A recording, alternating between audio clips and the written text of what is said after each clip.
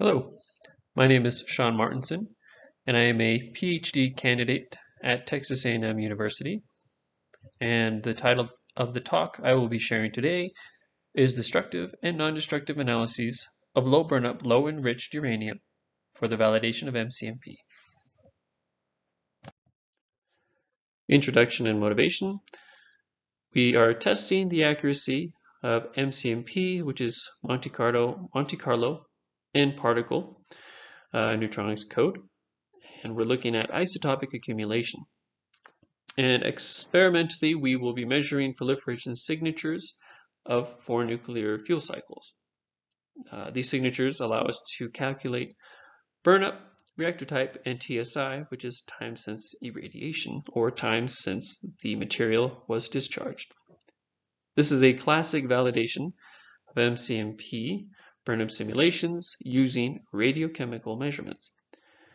The Missouri University Research Reactor, or MUR, was used for experimental and simulation work.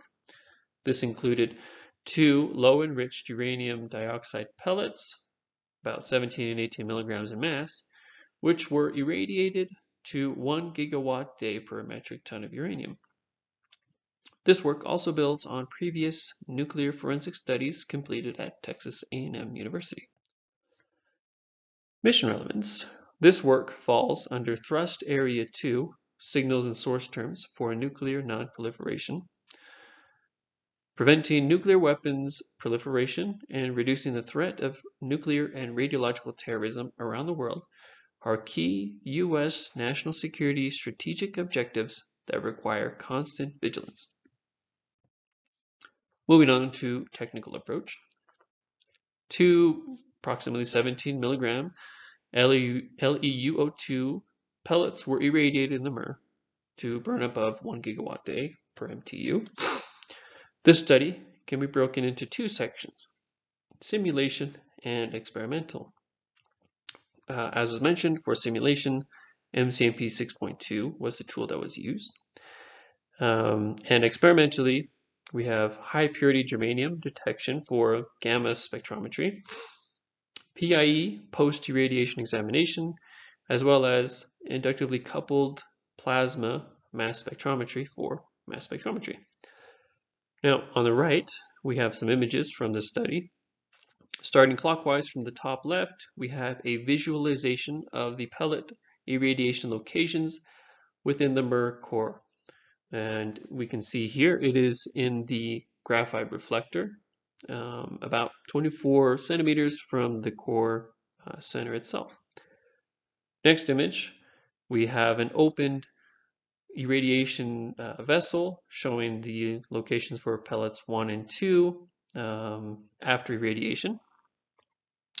Next image shows one of the pellets, specifically pellet 1, in a scintillation vial. And for scale, we show the height of the vial, and you can see how small the actual pellet is within that vial. Next, we have an image of the pellet dissolved in 4 molar nitric acid. Same vial as well. Now moving on to results.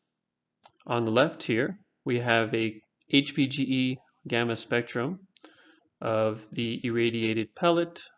This is actually represents 1% of the fully dissolved pellet, and this was taken 70 days after discharge, or TSI equals 70 days.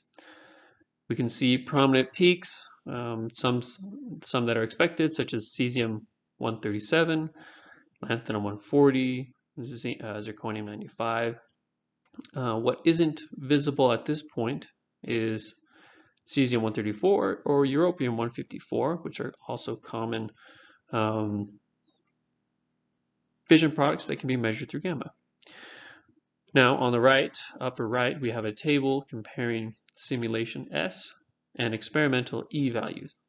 These experimental values were measured through ICP-MS, and we compare these nuclides listed on the left-hand side of the table, and the S over E values that have values of 1.00 indicate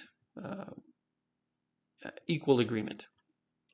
We can see most of these values are within 17% of complete agreement. Most of them are within 10. Now, the ones with best agreement would be europium-153 and plutonium-239. As you can see, we do have the uncertainties listed for experimental values. However, we're still working on the simulated value uncertainties. Now, the final table on the bottom shows average burnup in gigawatt day per MTU. Simulated, we took the cesium-137 mass and converted that to gigawatt day per MTU value. And the experimental value is an average of ICP-MS values of cesium-137 and neodymium-148, as well as the HPGE measured value of cesium-137. Now the S over E value of that is 0.929, so relatively good agreement, but still some slight differences. And moving on, we have another gamma spectrum. This one was taken 173 days since discharge. There is quite a big difference between these major prominent peaks from the last slide to this one. However, we still see some of the same ones: ruthenium-103, zirconium-95, cesium-137. However, we still aren't able to see cesium-134 nor europium-154. Now, at this point, we determined that those nuclides have masses that are below background, and therefore we're not able to measure them well with HPGE. In fact, for cesium-134, we had a difficult time measuring that through ICP-MS as well. So it just may be that those concentrations were too low to start with. Now, to the right, we have a table showing TSI values of 70 and 173. These have ratios of the prominent gamma peaks from the last two gamma spectra.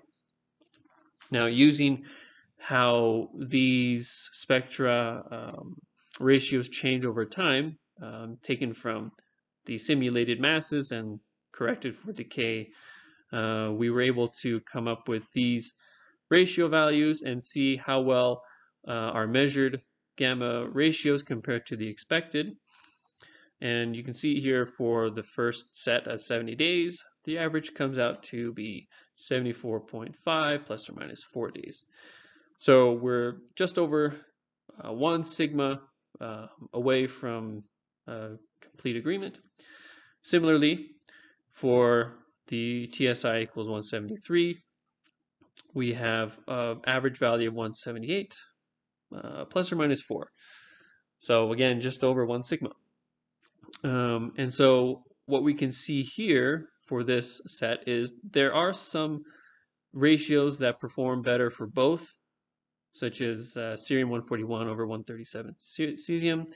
However, there are some that are poor for one and better for another, such as 141 cerium, ruthenium-103, and also there's one ratio in particular that's poor for both of those values. That would be cerium-144 and cesium-137.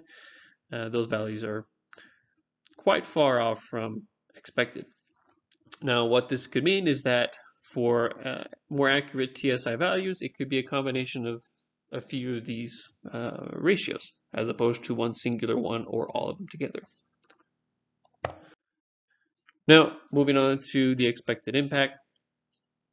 We are expanding the nuclear forensic database of experimental nuclear forensic signatures. And as I mentioned before, that was work that had been completed before here at Texas A&M, and we've included low enriched uranium data measurements for that. Next, we can demonstrate strengths and weaknesses of MCMP burnup simulation of low enriched uranium oxide in predicting certain proliferation signature isotopes. And the MTV impact, human capacity building in radiochemistry and reactor physics to support nuclear forensics and non-proliferation work.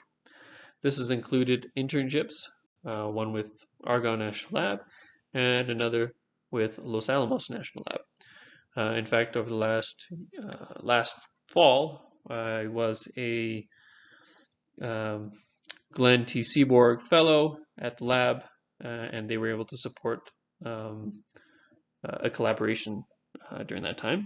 And at this time right now, I'm actually also continuing this collaboration in Los Alamos. This collaboration in particular is looking to measure plutonium-239 and 240 peaks. This is total Q method, which is a little different than alpha spectroscopy. However, the benefit of this method, called decay energy spectroscopy, or DES, is we are able to resolve those 239, 240 peaks. With alpha spec, you have much more difficulty in doing that. Unfortunately, I don't have data to share on that yet. It's an ongoing work right now, and we'll be happy to share that once we have something good to share. And so in conclusion, as mentioned, this work builds upon and adds new data for nuclear forensics and proliferation, non-proliferation signatures.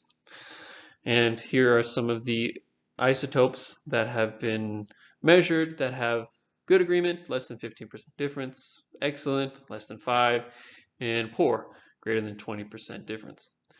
So I didn't go into much detail as to why some may be better predicted or estimated, while others may be left more poorly predicted. I'd be happy to discuss that more if anybody has questions. And so finally, the experimental and computational works support identification of plutonium, looking at those 3 parameters: burnup, reactor type, TSI, produced in foreign nuclear fuel cycles. Next steps. The proliferation signatures measured in this work will support prior and ongoing tools from Texas A&M University, specifically the maximum likelihood method developed by Osborne et al., and the machine learning algorithm by O'Neill et al., which we were able to hear from him yesterday, actually. Here are references for those works. And here are the acknowledgments. I'd just like to thank NNSA and DOE for continued support for my research particularly. Thank you very much. I'd be happy to take any questions.